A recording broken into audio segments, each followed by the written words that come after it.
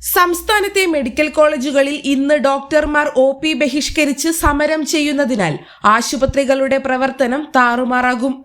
ശമ്പള പരിഷ്കരണം നടപ്പിലാക്കുക, രോഗികൾക്ക് ആനുപാതികമായ ഡോക്ടർമാരെ നിയമിക്കുക, അശാസ്ത്രീയമായ സ്ഥലം മാറ്റം തടയുക തുടങ്ങിയ പ്രധാന ആവശ്യങ്ങൾ ഉന്നയിച്ചാണ് ഡോക്ടർമാർ പ്രതിഷേധിക്കുന്നത്. സർക്കാരിന്റെ ഭാഗത്തു നിന്നും തങ്ങൾക്ക് അനുകൂലമായ നടപടിയില്ലാത്തതിനാലാണ് ഈ സമരത്തിലേക്ക് നീങ്ങുന്നതെന്ന് KGM-CTA അറിയിച്ചു. അത്യാഹിത വിഭാഗങ്ങളെ സമരത്തിൽ നിന്ന് ഒഴിവാക്കിയിട്ടുണ്ടെങ്കിലും OP ബഹിഷ്കരണം സാധാരണക്കാരായ രോഗികളെ കാര്യമായി ബാധിക്കും.